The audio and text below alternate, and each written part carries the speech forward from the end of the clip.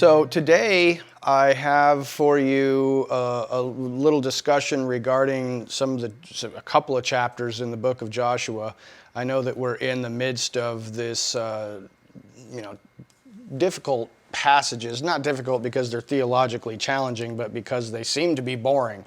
Just, tribal boundaries and such, and that's challenging to deal with when you're trying to pull out some spiritual principles. And I hope that you guys have begun to look at some of these issues, and you can maybe tell me, some of your thoughts. I've got a few of my own, and we'll kind of go through a few of those. And I don't want to keep you guys too long, but I'm going to start in Joshua chapter 15, and I won't be reading all of these passages, trying to pronounce all these Hebrew words and names and places and everything, trying to describe these boundaries for you. I'm just going to deal with some of the more prominent passages that I think, kind of spoke to my heart a little bit about things that might be pertinent. So what I'm going to do is I'm going to put this into presenter mode for a moment and just read you a couple of little sections here. So let me just see. Do you see my slides? Oh, I think it's coming up now, perhaps. Okay. All right. So I am perhaps thinking that we could do chapters 15 through 18. I know that's really ambitious, but let's just see what happens. So I'm going to, first of all, start by, actually I'm going to stop that presentation because I wanted to make a couple of just preliminary remarks. And then we'll go to chapter 15. Number one, we noted last time, or the time before, I don't remember, that according to the chronology that we had looked at, there had been approximately 7 years of war in the land. And now we are coming to the end of the book of Joshua, where the last several chapters are them basically taking possession of the land and divvying up that land among the tribes. And we just kind of want to put this into historical perspective. Number two would be that we have continuously tried to remind ourselves that there is some, spiritual principles involved with conquering this land. I know that we've talked before about, and you've heard these metaphors that people use about, when you're coming out of Egypt, defeating the enemy there was different than defeating the enemies in the wilderness, which is even more different than defeating the enemies in the land of Canaan, as you are crossing over the Jordan. So I've had some struggle trying to categorize in my mind what these things are and what they represent, because I think clearly that we've just discussed, how these things are spiritual, and we do need to learn lessons from them. Paul certainly tells us so, that these things were written for our instruction. And if you look at Egypt and God completely defeated the enemy and you really didn't have anything to do with it at all you were told is pack up your gear and take off, you're now free. Well, I think that's fairly easily to analogize that to God defeating the enemy's hold over you, releasing you from his custody, so to speak. You are no longer a son of the devil, but you have been transferred into the camp of God because you didn't do anything. God did all of that with the Egyptians. But then when you get into the wilderness and wandering around, you're starting to get a little bit more involved. God is certainly still taking care of some enemies and is pronouncing some judgment on them and is giving great assistance, but you're starting to take on a little bit more responsibility. And then when you get to the land of Canaan, again, you're taking on even more responsibility. God is certainly there. He is certainly present. He is certainly assisting. I mean, we've seen, the enemies being routed, but there was a lot more interaction with the Israelites. They were very much involved in the defeat of these enemies. So if you were to say, okay, well, coming out of Egypt is analogous to the defeat of, coming out of Satan's kingdom and becoming a member of the kingdom of God. If that's true, and we think it is, what would you say is represented by the wilderness versus coming into the promised land? Does anybody have any thoughts on that? What those might be analogous to? Carla? Yeah, what do you got?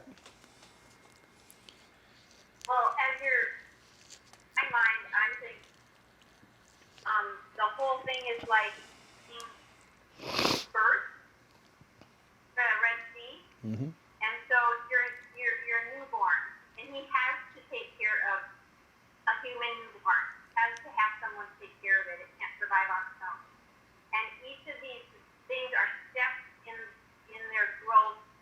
So we are all children, so we all never really grow up, but we all grow as he feeds us in growing up as children. Mm-hmm. You know what I mean? Yeah. There's the phase, the toddler phase, and the teenager phase, and, whatever. So I kind of look at it like that. Good insight. Good insight. Go ahead, Tracy. I was thinking the same thing, like how when you were saying they didn't have to do anything, but then they're expected to start doing something. That's how we are with our children, is I have to care for you while you can't care for yourself, but as you age and come to learn how I expect you to behave, now you're going to have more responsibilities, and now you're going to have to do these things on your own. Mm-hmm. And I like what she said about coming through the Red Sea as being, reborn kind of thing, because we know that crossing over, that's the Hebrew word for Hebrew, right? I mean, Hebrew. Mm-hmm. That's what it means, is to cross over. And those three letters in Hebrew also are the Hebrew word for embryo, which I think is really interesting. So it kind of gives you that same picture of you're being born now, and now we're going into, life, and now this is what I expect you to do.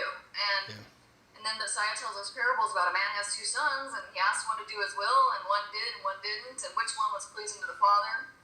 So I think he has expectations of us as we progress in the faith. Yeah, absolutely. Good insights, you guys. Very good insights. So, it's... Go ahead, Angela. Were you going to say something? No, I was going to ask you to speak. No. Go ahead. Speak loudly, though.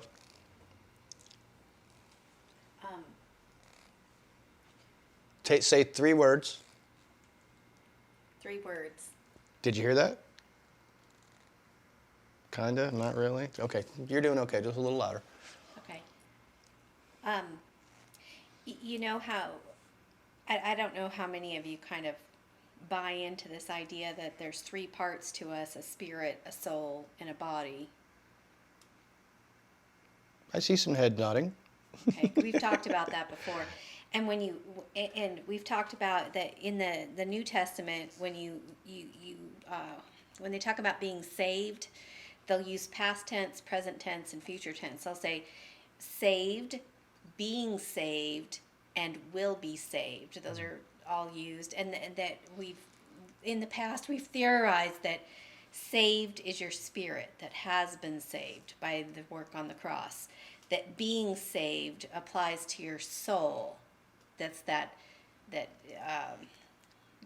piece of you that has the appetites, desires, intellect, and then your body, the actual physical part of you, is the part that will be saved. Because we can acknowledge right now that there's nobody who doesn't die. So that part has not been redeemed yet. Yeah.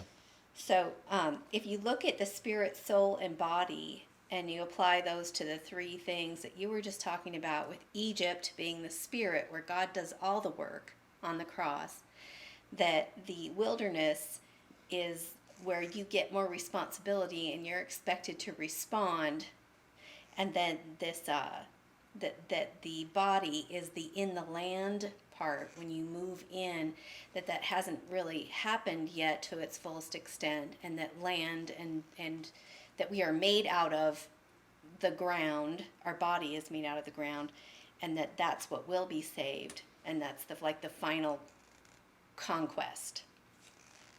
Yeah. Yeah. I like that. Are you indicating, Gerald? He just shut himself off. Yeah. Okay. On what Angela said, I think that there's three words that pretty much describe that. Justification, which is salvation. Sanctification, which is from the day you are saved to the day you come to the end of your life. And justification is when you're given your glorified body, you're actually born again. I think that's an interesting, I think that's an interesting way to look at it. I like those ideas. Yeah. I think that's I think that's a good insight. Yeah. I'm totally on board with that. I think that's very interesting. Now, I think looking at, I think Angela and each of you who have commented have really put a good idea together for kind of between Egypt and the wilderness and the deserts of Canaan, going into there. That makes it more mysterious, because when Paul talks about how those things that happened to them in the wilderness, and I don't know whether he uses that term in the wilderness. Does anybody know that passage better than me off the top of their head to say those things that happened to them as they left Egypt, or is he talking more about what happened to them? It seems to me that he's talking about what happened in the wilderness and not as they were going into the land of Canaan. Go ahead, Tracy. Well, it might be in Hebrews, but it says they were not able to enter because of their disobedience, because of their unbelief. So he's speaking of that whole period of Right. and how they did him and all that. Right. Now that's a good insight. So what that says to me, and what I'm kind of taking away from that, is that period in the wilderness, as Paul would say, was written for our instruction, upon whom the ends of the ages have come. But the end of this age and the transition into the next age, now we're talking about entering into the land of Canaan and taking possession. So that means that the things that we're reading, and we've said this from the beginning when we were kind of laying out the introduction to this book, is that Joshua taking the children of Israel into the land of Canaan is analogous to Yeshua coming back, bringing his glorified saints with him, resurrecting people, and starting to establish his kingdom. So we should expect that this book would be fairly mysterious, because it has to do with the establishment of his kingdom, which he's given us, Yeshua gave us a bunch of parables to describe what the kingdom of heaven is like, and there's endless speculation about what the kingdom is like.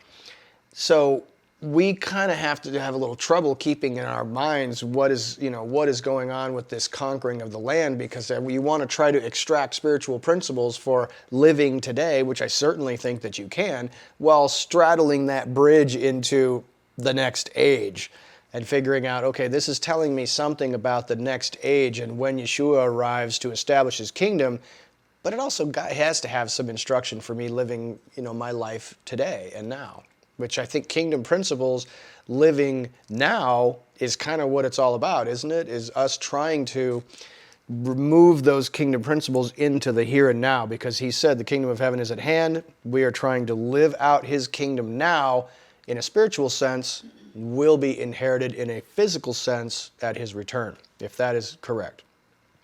So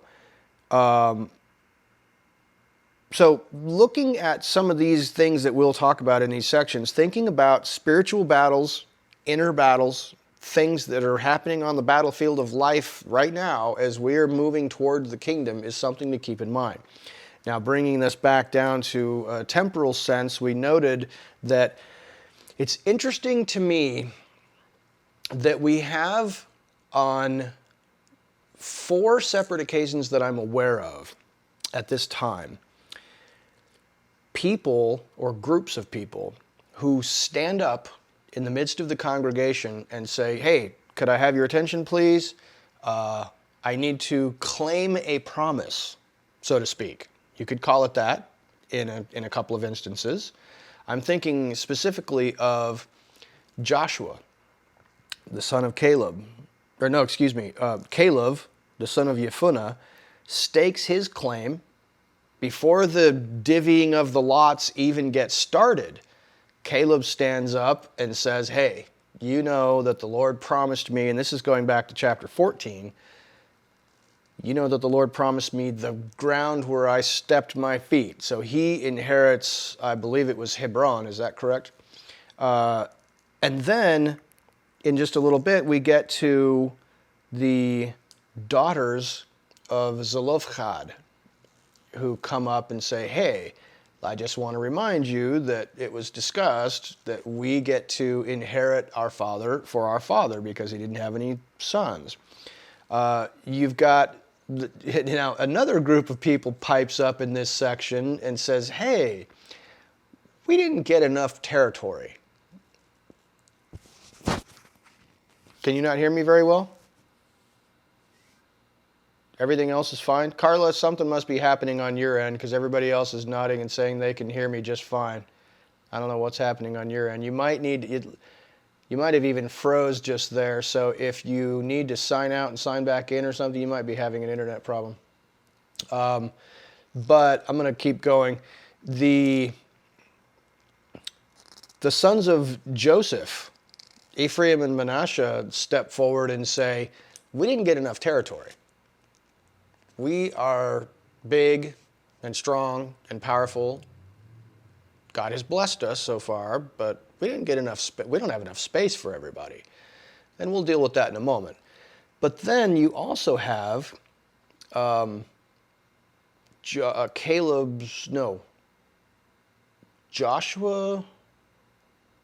I have totally forgotten who that was.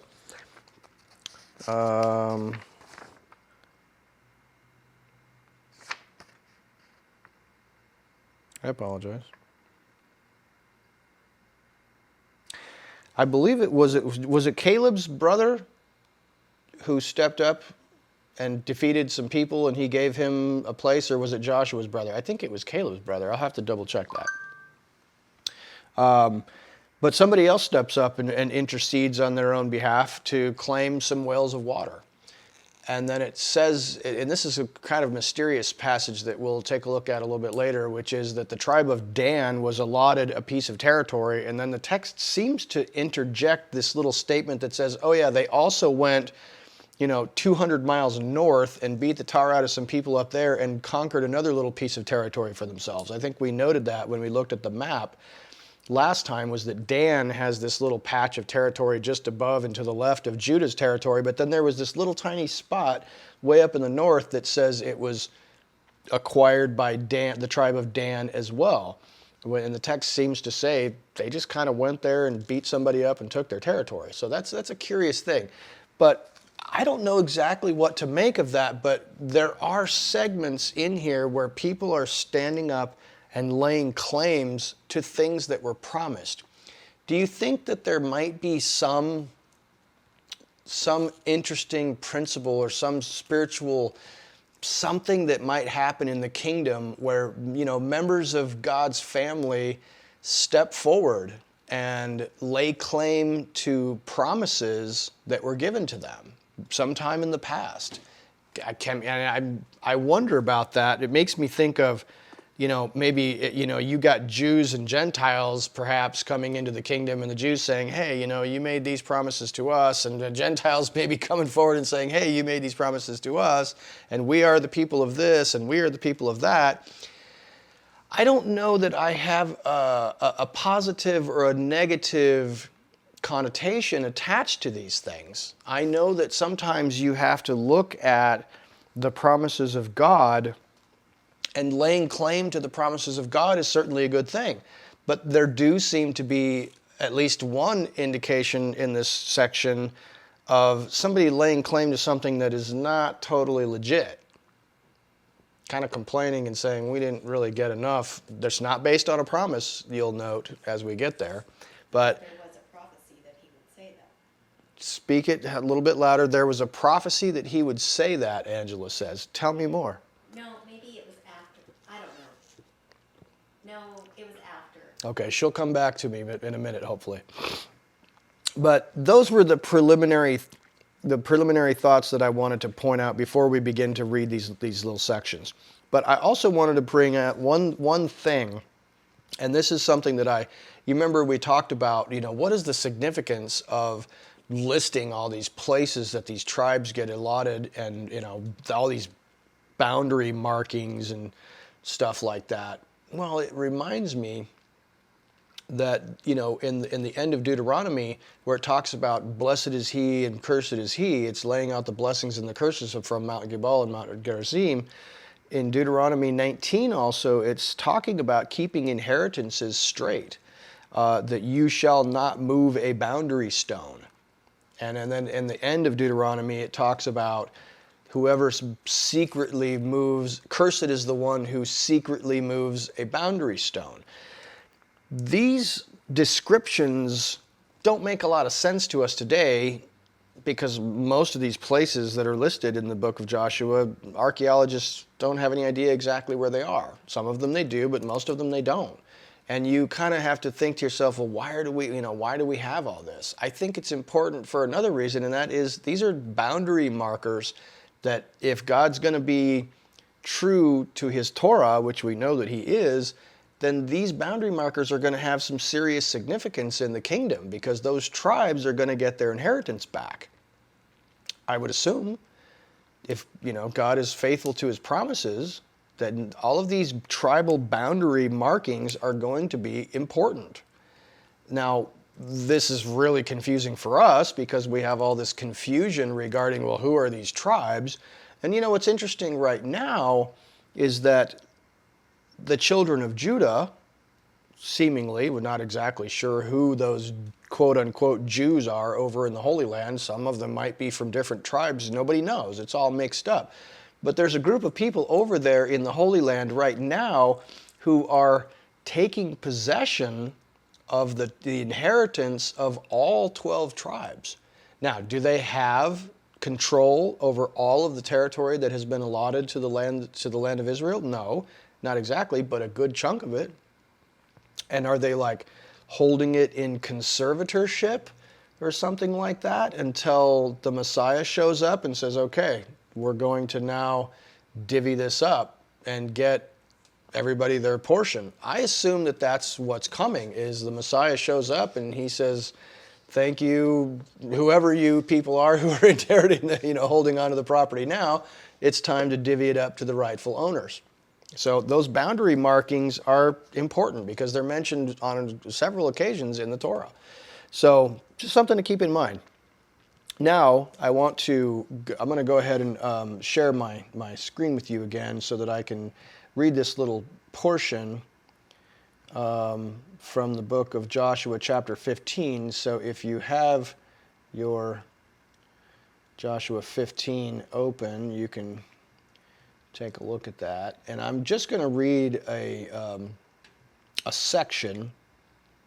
So the section that I want to just share with you is Joshua 15, starting in verse 13.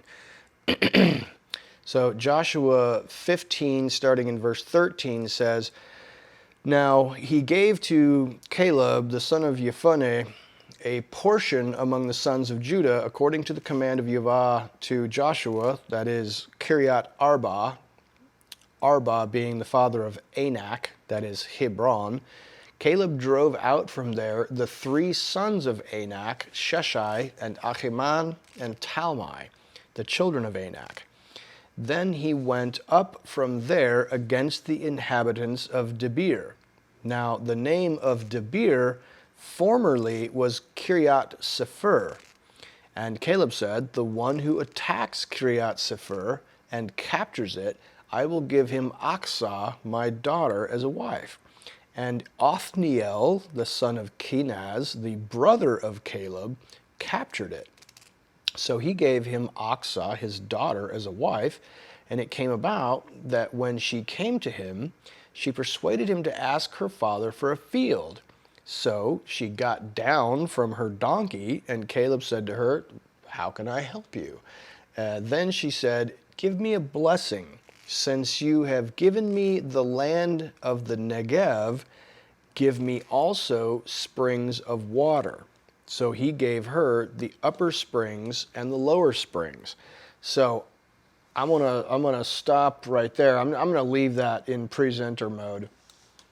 But just a couple of interesting comments regarding this section. Number one, I would say make a note to yourself to look at the names of these people who were conquered. Anak, this is where we get the term Anakim. We're talking about giants here, apparently. Anak and his sons, Shishak and whatever their names are. Take a note to yourself to kind of look at those names and see if these names might give some hint to you about who these people are. We see in this section that Caleb issues a challenge. Scholars have kind of debated, well, why did he issue this challenge? Was he just making it a game? A conquest game? And that would seem unusual. They suggest that perhaps this place, interestingly enough called the City of the Book, Kiryat Sefer, the City of the Book, was a very powerful place somehow. And it being ruled by Anakim, these men of renown, these giants perhaps, perhaps it was particularly well defended or really strong place, and that he therefore issued a challenge to some of his bravest warriors to see who could, overcome this city. Now, the City of the Book is conquered. Now, I don't know, I'm curious about, when we say the City of the Book or the people of the book, have you ever heard that expression before, the people of the book? That's what Muslims call Christians and Jews, the people of the book. Now, this is long before the books of Moses, our book, was written. So I don't know what book is being referenced here, the city of what book. I'm curious about that. It's unknown, unknowable perhaps, but it's certainly a curiosity. It makes me wonder, is there some ancient book, a book of wisdom or a book of spells or who knows what, but this city was the city of the book. Also curious that you've got Caleb's daughter. Go ahead, Tracy, interrupt me, please. I just think it's interesting too that it says in verse 15, he went up there to the inhabitants of Debir, and the name of Debir formerly was the city Sefer, which is what you're talking about, right? Mm-hmm. Debir, those are the same letters for the word, Debar. So there might be some kind of, it was formerly called that, but then it was changed to this Arba. Am I understanding that correctly? Yes. Well, that Arba means city of four. And they had just listed the four giants. Right.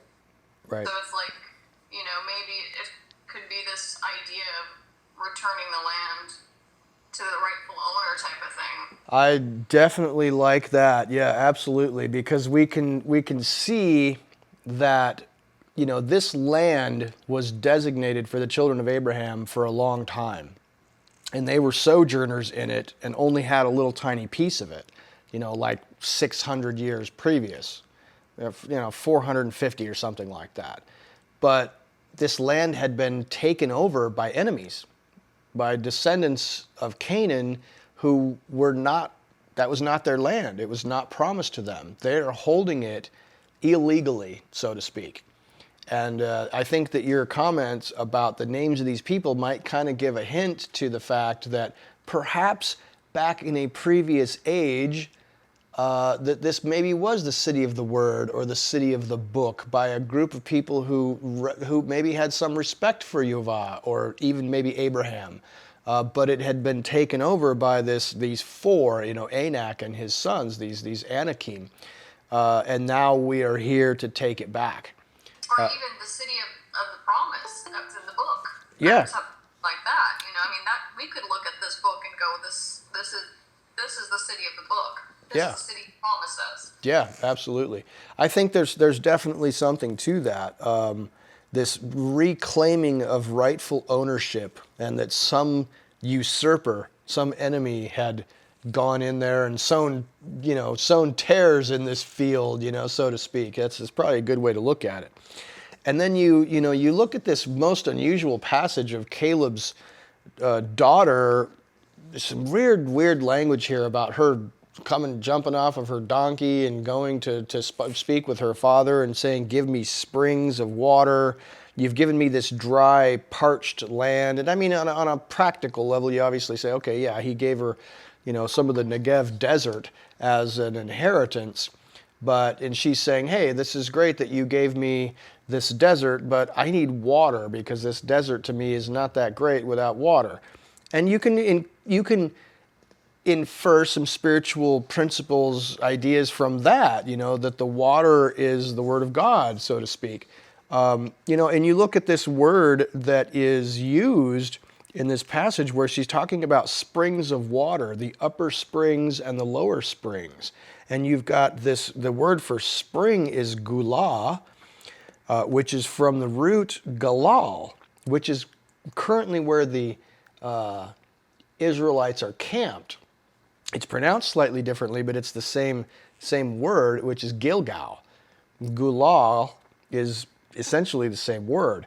And it's first used in Genesis 29:3, where Jacob rolls away the stone when he goes to Uncle Laban's and waters the flock of his Uncle Laban. So there's something interesting there, and I don't know exactly what it is. There's some hints, but I would say look a little bit deeper at this little section about Caleb and his daughter. Another little thing, and I'm going to go back to my presentation slides for just a second and have you look at Joshua 15, verse 63. Right at the end after it kind of delineates this territory, at the end of chapter 15, it says, "Now as for the Jebusites, the inhabitants of Jerusalem, the sons of Judah could not drive them out. So the Jebusites live with the sons of Judah at Jerusalem until this day." Now, that struck me for two reasons. Number one, because we have been kind of paying attention to some of these people who were not defeated do either live among the Israelites or with the Israelites. And we've noted on two separate occasions now that these other people like the Gibeonites and the other two inhabitants of those two cities way up north, it says that they live in the midst of Israel, which seemed to suggest something about, maybe perhaps being grafted in. It was an interesting idea. But these people, these Jebusites, it does not use that same term. It uses the term which means with, but not among. Now, that's curious in itself. Number two is, it says that Judah could not dispossess them from their area. But what's interesting is that why would this be discussing Judah since Jerusalem is in the land of the Benjamites, not the tribe of Judah? Now, that is interesting, but it could perhaps be explained because the rabbis say that there were actually an upper city and a lower city. There were like two cities that were included in the city of Jerusalem, an upper and a lower. And that I'm sure you've probably made note of this previously, that the tribe of Benjamin and the tribe of Judah are like that border of that northern border of the tribe of Judah is just running right through the middle of the city of Jerusalem, or really close to it. So it makes sense perhaps that this is talking about the children of Judah not exactly defeating the Jebusites who were in their portion of that land. Tracy? In Judges 121, it actually says, "And Benjamin did not drive out Yes. the Jebusites in that land." Yeah. Which within, I think the rabbis go to some pains to try to explain that by saying there are actually an upper and a lower city in and amongst that area. Who has the upper city?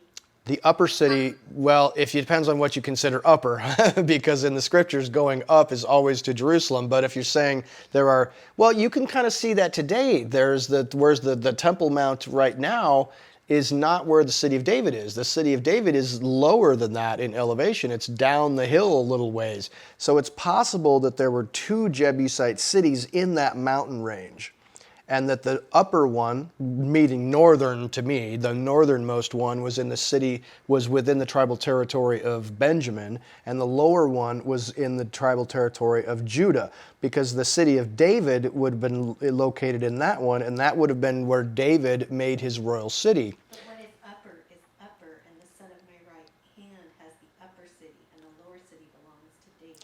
Angela's talking about what if the upper city is somehow allotted to the son of the right hand, and I don't know what you mean to Benjamin? I'm talking about like a meeting of realms there, that if we're not upper and lower in our Okay, so she's saying that we're not literally speaking upper and lower, northern and southern. We might be talking in a metaphorical sense that somehow these things meet in a mystical sense in that location. the upper and lower springs are The upper and lower springs are perhaps Garden. symbolic of the garden and the earth or something like that. And I think that's not a bad idea. Tracy, go ahead. I was looking at chapter 18 when it talks about Benjamin's lot. Yes.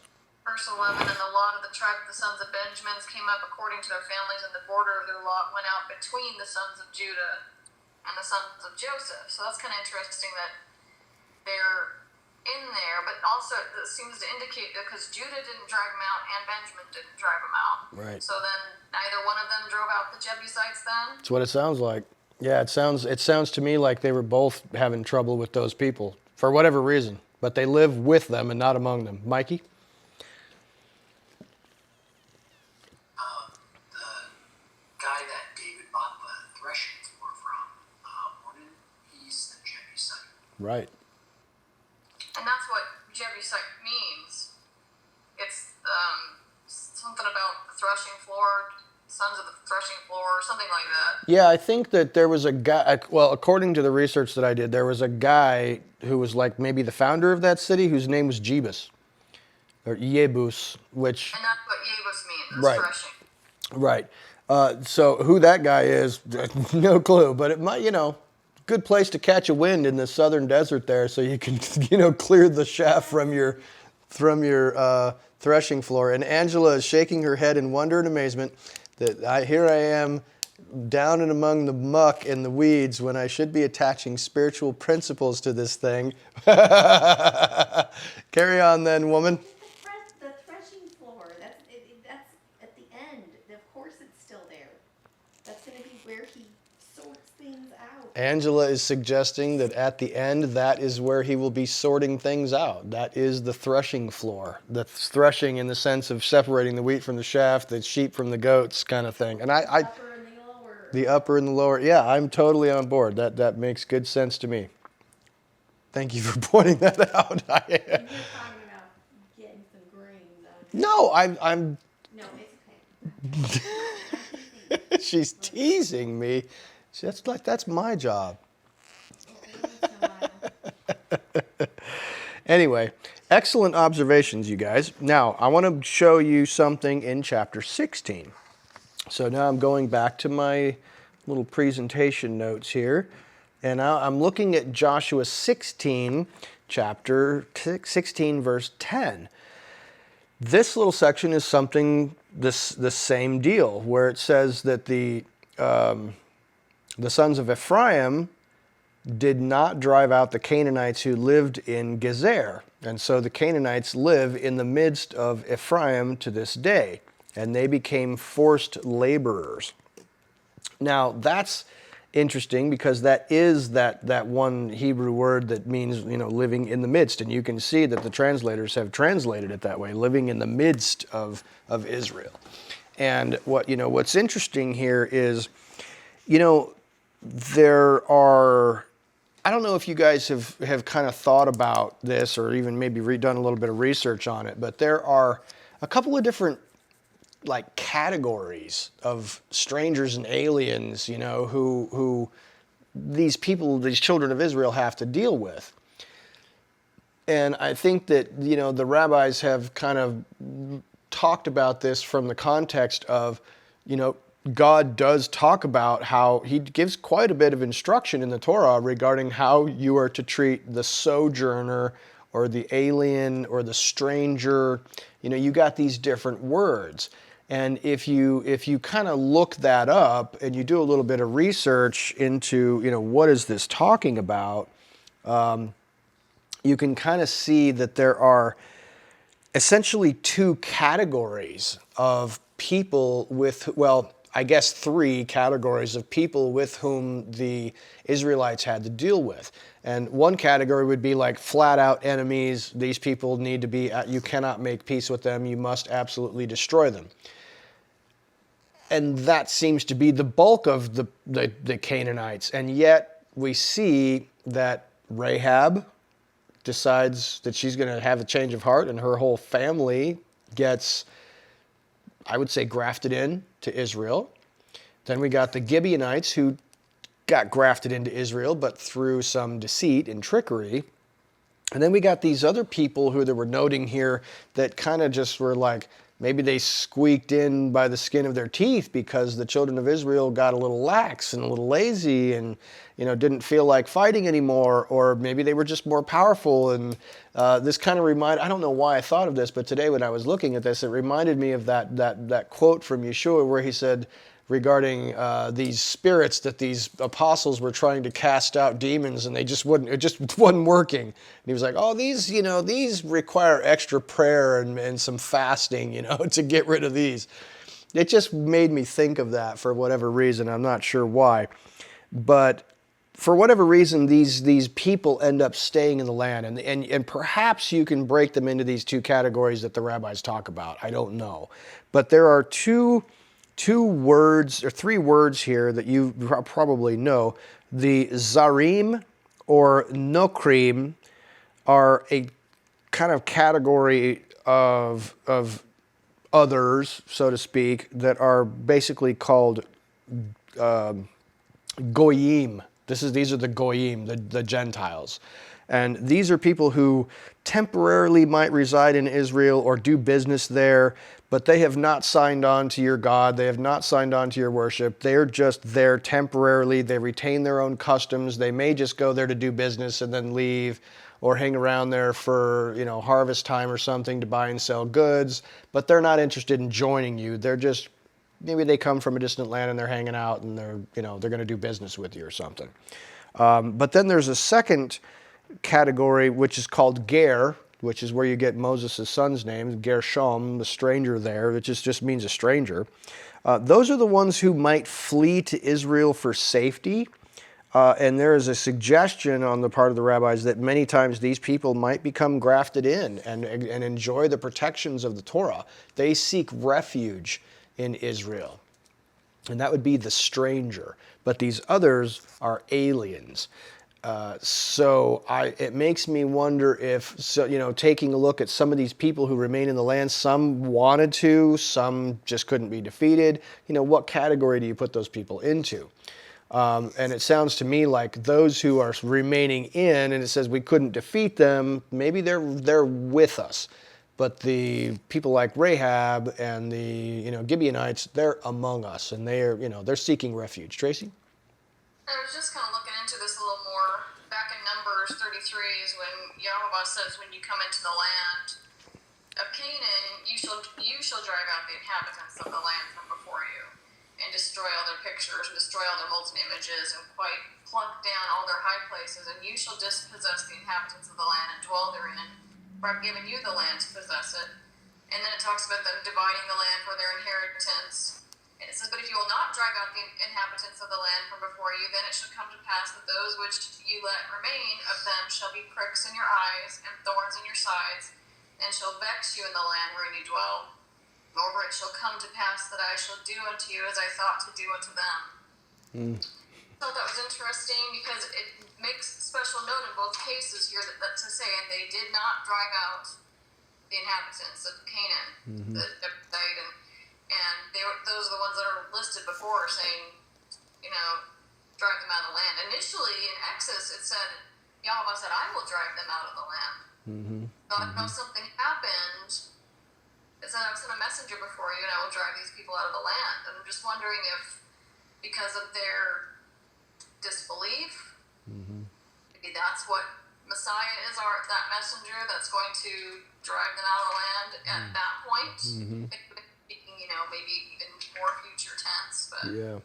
Now that's a good insight, and it certainly seems to comport with what we have seen before about, maybe things would have been totally different if they had been faithful and believed and crossed over, when he said go in, and they had gone in, but, they had alternate plans. So, yeah, it makes sense to me that perhaps things would have been very different if they had just been faithful and they had just followed through with what his plan was from the beginning.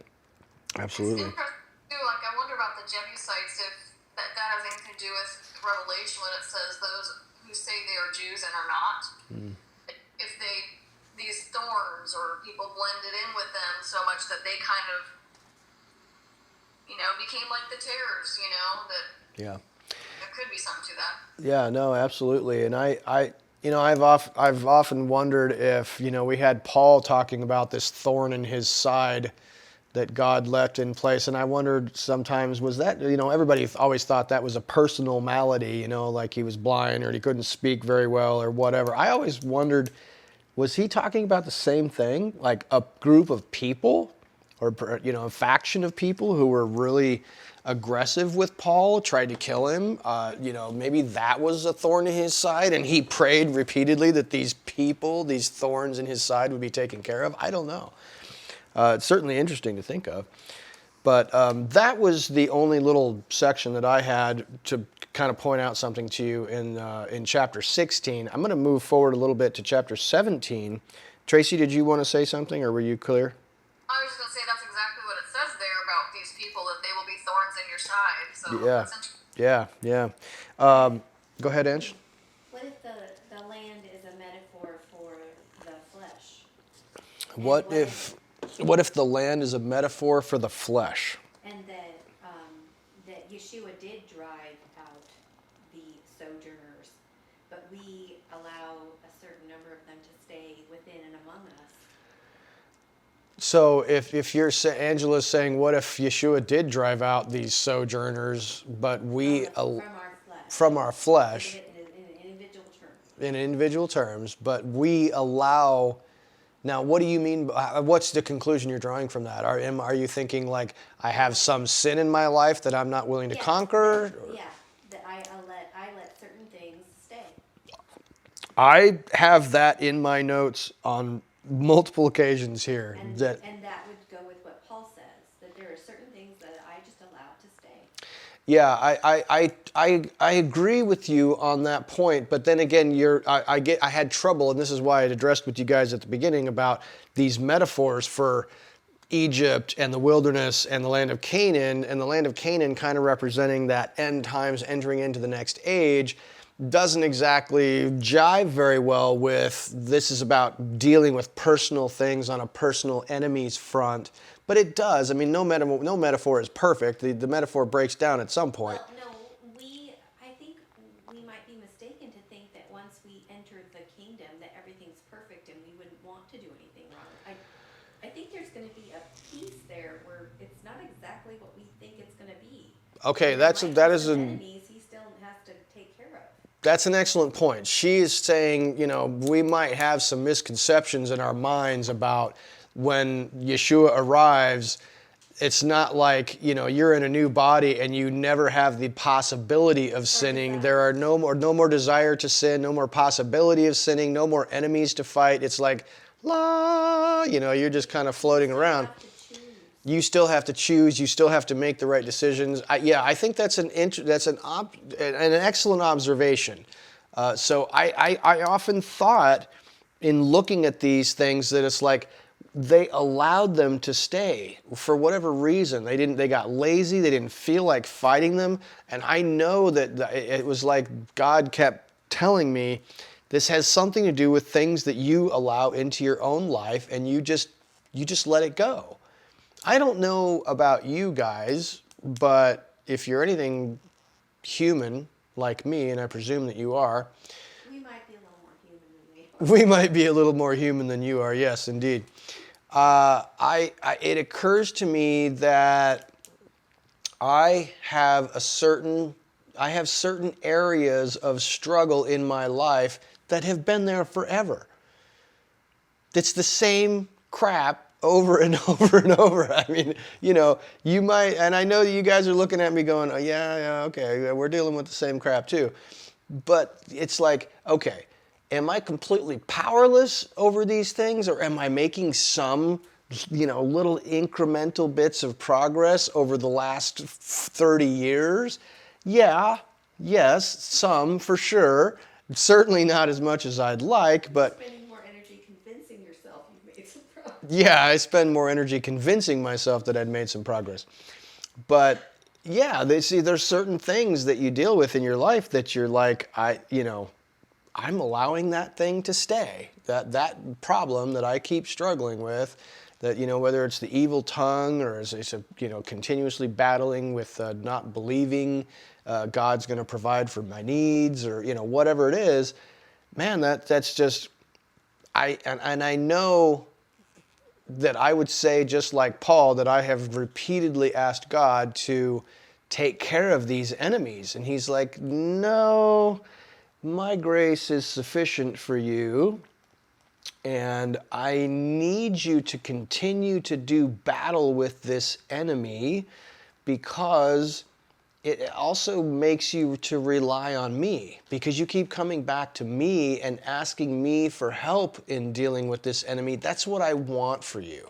And ultimately, I will help you and you will have victory over that enemy, but I need you to keep fighting. I'm not going to remove that enemy from you, because that is an enemy, that is an adversary that I have placed in your way to make you strong, to keep you fighting, to give you an opportunity to struggle, and to keep you coming back to me. Tracy? Also, too, this, Canaan metaphor, that it talks in Revelation that when he returns, he's coming with an army to judge and make war, and he's got an army with him. And I think that that's us, or his people that are coming, and the purpose is to smite the nations and rule them, So it's probably going to be similar to what they didn't do there, but perhaps will be done. Yeah. Like, Yeah. Do you think, and this is just me totally speculating, do you think that there's any possibility that Yeshua would allow some to remain? Do you think that this might be a prophetic shadow picture in that regard, in some way? That that's not like they're escaping his wrath necessarily, but if he comes to the planet and he kills everyone who is not a believer of his, then who rebels against him later on? In the Battle of Armageddon, when between the transition into eternity. But that's also, open to speculation. Tracy? but the purpose of all these judgments and things he's doing is so that they will acknowledge that he is God, and every knee will bow. So I think that if people are acknowledging that and humbling themselves and bowing when they see these things, then he probably would have mercy on them. Why wouldn't he? Yeah. But when people stand stiff-necked, and which they will do, because that's what it says they will do in Revelation, that they still, after all these things, would not give glory to God. Yeah. That reminds me too, when you were just saying stiff-necked, that I believe Anak means something to do with neck. It was like long neck or thick neck or big neck or something. I don't remember what it was, but I believe that Anak has something to do with neck. I don't know why that popped into my head, but it could be instructive. You never know. Did you want to say something? Oh, okay. So now I'm going to go back. Carla, go ahead. As we were talking, I just kind of that here they have this various people group around them, and for whatever reason they don't drive them out. I don't know if they even became friendly with some of them. Just they live next door, right? But in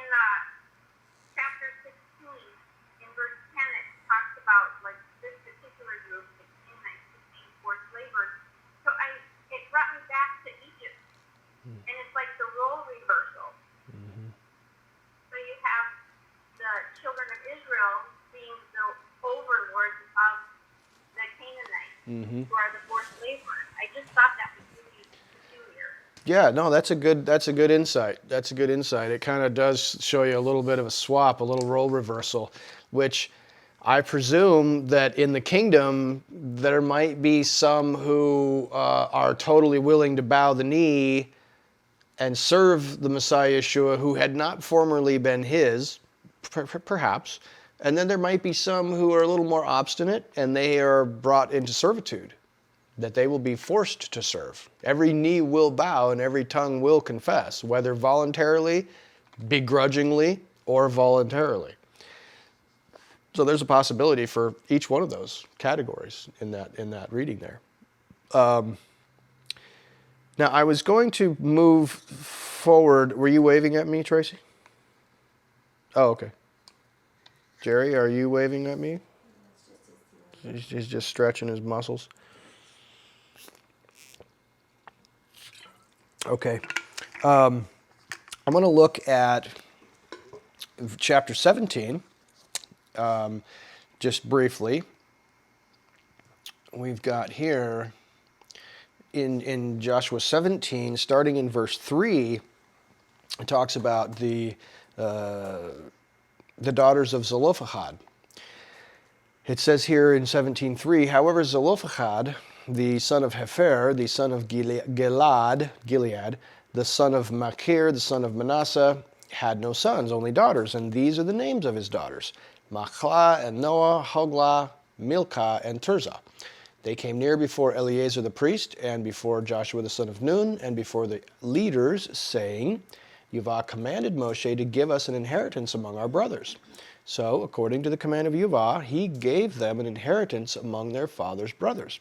Thus there fell 10 portions to Manasseh, besides the land of Gilead and Bashan, which is beyond the Jordan, because the daughters of Manasseh received an inheritance among his sons, and the land of Gilead belonged to the rest of the sons of Manasseh. So here you have, interestingly, and this was kind of, we had already dealt with the daughters of Zelophehad in the book of Numbers, but here we have them staking a claim to what was promised them. And what's interesting here is that it says that there were a total of 10 portions given to the sons of Manasseh. And these other sons of Manasseh were 5, and the daughters of Zelophehad were 5. So we have a total of 10 portions given to Manasseh. Now, do you sense or feel any kind of significance might attach itself to Manasseh, 10, or 5? Angela, come closer. No. You're not going to do it? Do what? Talk to me if you got a little point you'd like to make. 5 is like my neon number. Angela is saying that for whatever reason, 5 has been a neon number for her lately. That she's been on a kick with finding the number 5 in the Bible lately. It's been signifying some interesting things to her. Do you want to briefly make any comments regarding this? She is not prepared to elucidate at this time. Perhaps another time. But I wanted to just bring it up to you so that you could perhaps tuck that away in the back of your mind, that something is going on here with the daughters of Zelophehad, and 5 and 5 and 10, something is happening here. So again, I don't know exactly what to make of it. Takes more study, but maybe make a note to yourself and dig around a little bit. I'm now going to just bring you to a little portion of another little portion of chapter 17, which is verses 14 through 18, which is certainly kind of interesting. Chapter 17, verses 14 through 18 say, the sons of Joseph stepped up and spoke to Joshua, saying, why have you given me only one lot and one portion for an inheritance, since I am a numerous people, whom Yahweh has so far blessed? And Joshua said, if you are a numerous people, go up to the forest and clear a place for yourself there in the land of the Perizzites and of the Rephaim, since the hill country of Ephraim is too narrow for you. And the sons of Joseph said, the hill country is not enough for us, and all the Canaanites who live in the valley land have chariots of iron, both those who are in Beth-shean and its towns, and those who are in the valley of Jezreel. And Joshua spoke to the house of Joseph, to Ephraim and Manasseh, saying, you are a numerous people and have great power. You shall not have one lot only, but the hill country shall be yours. For though it is a forest, you shall clear it, and to its furthest borders it shall be yours. For you shall drive out the Canaanites, even though they have chariots of iron, and though they are strong. So that is a very interesting passage right there about the complaint of the tribes of Joseph. Now, I want to make a couple of comments here. They claim the land is too narrow for them, and say this is basically not too narrow in the sense of, hey, this is a thin little strip. I mean, if you look at those maps, the tribe of Manasseh and Ephraim are pretty large. Those are pretty good chunks of land. The children of Judah also got a nice chunk of land, but that's a pretty spacious area, and they're saying we are a great people. But a couple of things are interesting. Number one, these are people who come from Joshua's own tribe. Joshua is from the tribe of Ephraim, and so it could be that perhaps they are feeling entitled, just complaining, thinking that they might get some special treatment from Joshua because he's from their tribe. Hey, brother, hook me up, kind of a deal. But he does not do that. He tells them, you are a strong and powerful people, and you will not have one lot. And I think he was referencing the fact that they don't have one lot. Like I said, the map shows they've got a pretty good sized plot. I mean, the half of the tribe of Manasseh on the other side of the Jordan have a huge chunk of territory. And they have a big chunk of territory on this side of the Jordan. And the tribe of Ephraim also has a big chunk of territory on this side of the Jordan. But I think that they're feeling entitled and they're failing in their courage. And Joshua, although he is from their tribe, did not pay them any special favors. He didn't insult them, but he did encourage them, and he told them no. The interesting thing is that they were a decent sized tribe, but several of the tribes were bigger than them in numbers. As far as we can tell from the last census that was taken under Moses, which wasn't that long before, they might have amounted to 58,000. The tribe of Judah was like 80,000. It's pretty big. The tribe of Dan is big. Both of them are bigger than the tribes of Ephraim and Manasseh put together. So I think that there's some spiritual principles here, and I think what might be interesting to take a look at is, why is it mentioned trees and having to cut down trees? You know, I got to thinking about that for a moment. We know that, you know, in the Bible sometimes we hear that men are like trees. Now, what might that signify? That you go into a land and that it needs to have some trees cut down? Well, you know, I've always been one of those people who really loves the forest. But you know, unless you intend to cut down those trees, a forest is not especially useful. You know, the trees are useful for timber and for logs to build things and make fire and stuff, but a dense forest, you can't really use that land for farming or building anything. The trees are in the way. So I don't know if there's some spiritual principle perhaps here that has something to do with men being like trees and this forest representing something that, you know, that needs to be thinned out.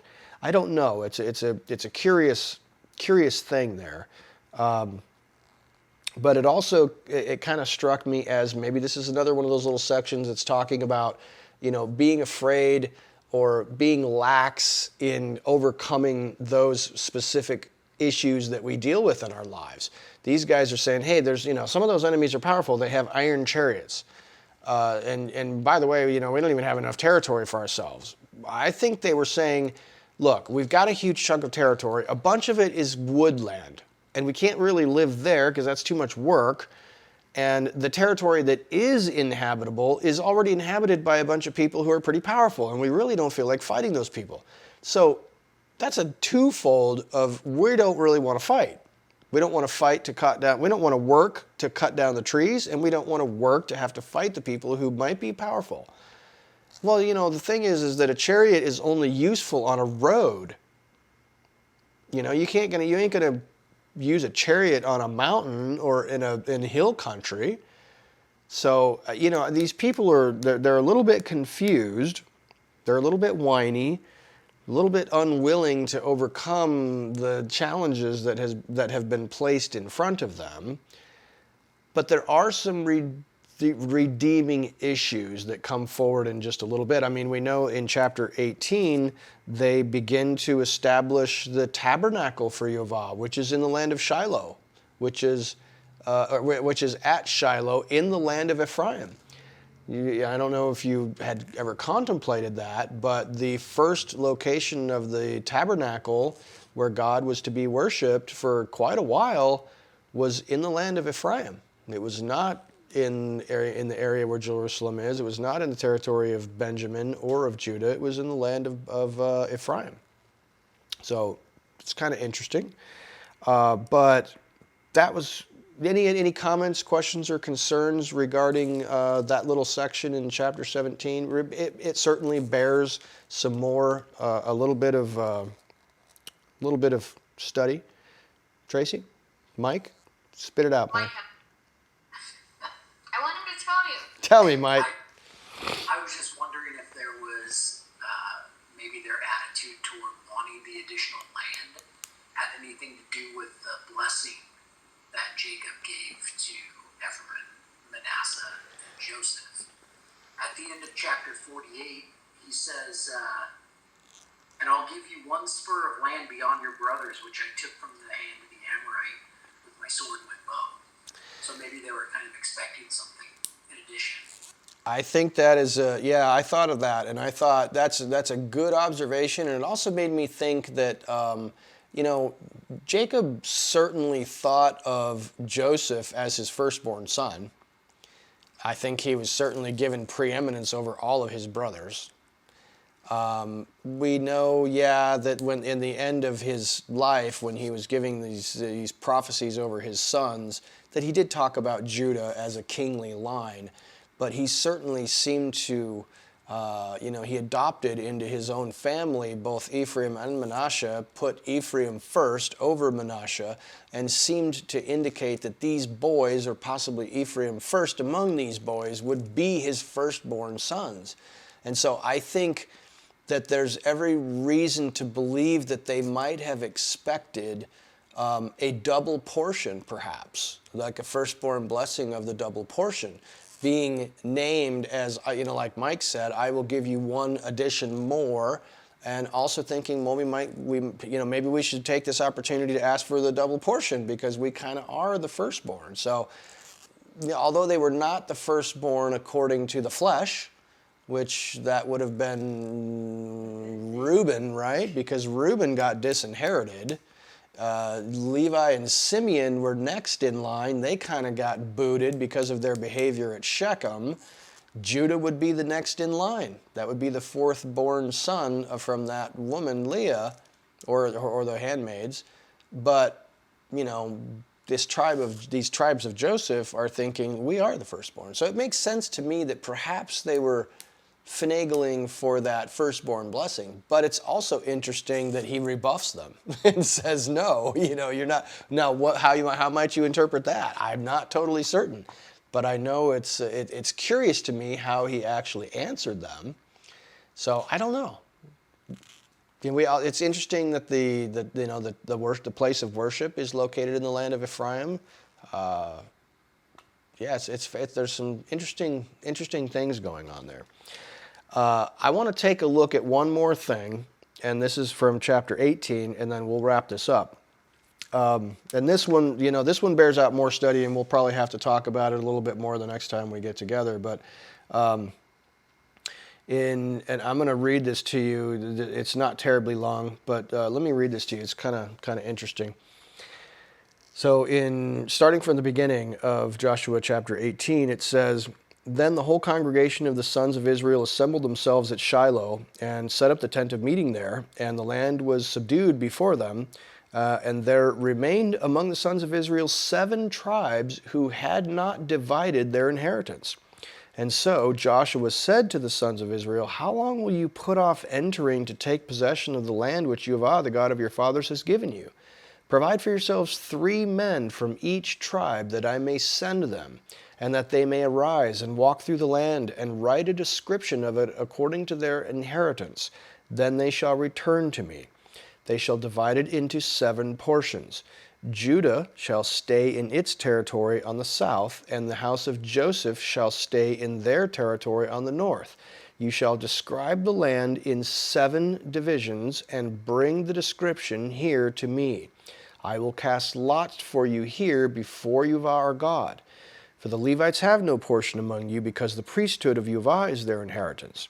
Gad and Reuben and the half-tribe of Manasseh also have received their inheritance eastward beyond the Jordan, which Moshe, the servant of Jehovah, gave them. Then the men arose and went, and Joshua commanded those who went to describe the land, saying, 'Go and walk through the land and describe it, and return to me. Then I will cast lots for you here before Jehovah in Shiloh.' So the men went and passed through the land and described it by cities in 7 divisions in a book. And they came to Joshua to the camp at Shiloh. And Joshua cast lots for them in Shiloh before Jehovah, and there Joshua divided the land to the sons of Israel according to their divisions." So I'm going to stop the presentation right there and say, number one, a couple of things to take note of. And I think what I'll do here is I will just give you some things to take note of, and then perhaps when we get back together next time, we'll flush these things out a little bit. Number one, something about being slack. 7 of the 12 tribes did not take action to divide and assemble themselves together to inherit and take over the land that had been allotted to them. Those tribes are Benjamin, Simeon, Zebulun, Issachar, Asher, Naphtali, and Dan. Those are the 7 tribes who did not make movement to take possession of what had been given to them. They seemed to be content staying in the lands of Ephraim and Judah. If you kind of take a look at what has been apportioned so far, you really have what's been given to Reuben, Gad, and half of the tribe of Manasseh on the east side of the Jordan. And then on the west side of the Jordan, only 2 tribes have been given property there. Those are Judah and Ephraim. The others... And the other half of Manasseh. Yeah, half of the tribe of Manasseh got some land over there. But what you're basically saying here is Judah and Joseph are the only tribes on the west of the Jordan west of the Jordan who have actually inherited their property.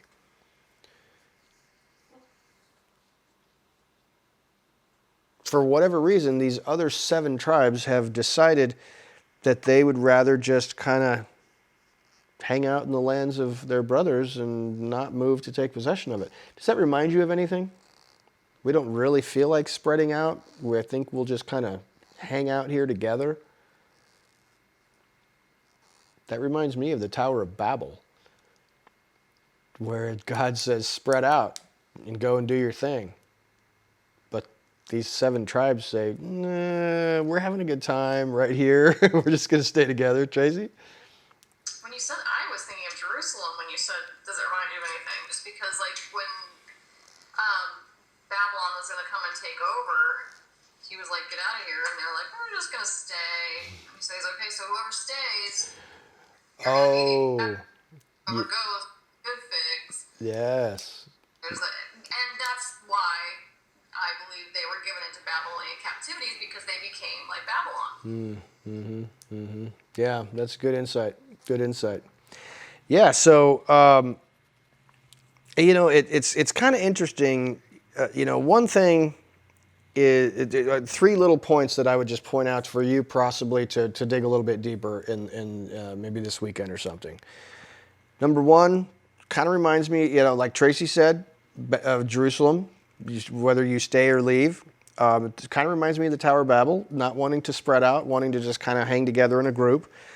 Leaving perhaps the dark corners of your own soul untouched. We are all in this little comfortable area.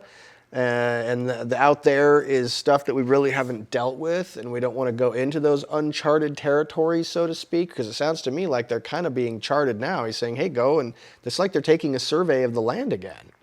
This is hearkening back to sending the spies in and kind of giving a description of the land. Sounds like starting over.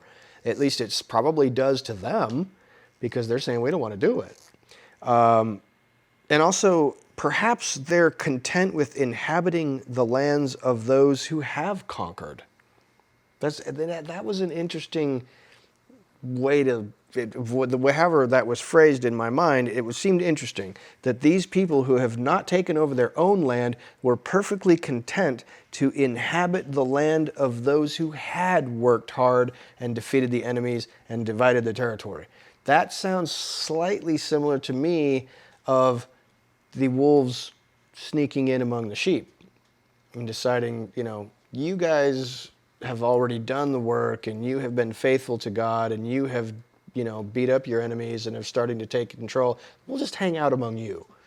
I don't know why it made me think that way. I could be wrong about that, but some ideas to think about. And I think what we'll do is we'll cut it right there and we'll pick up again next time and kind of elucidate a little bit more in chapter 18.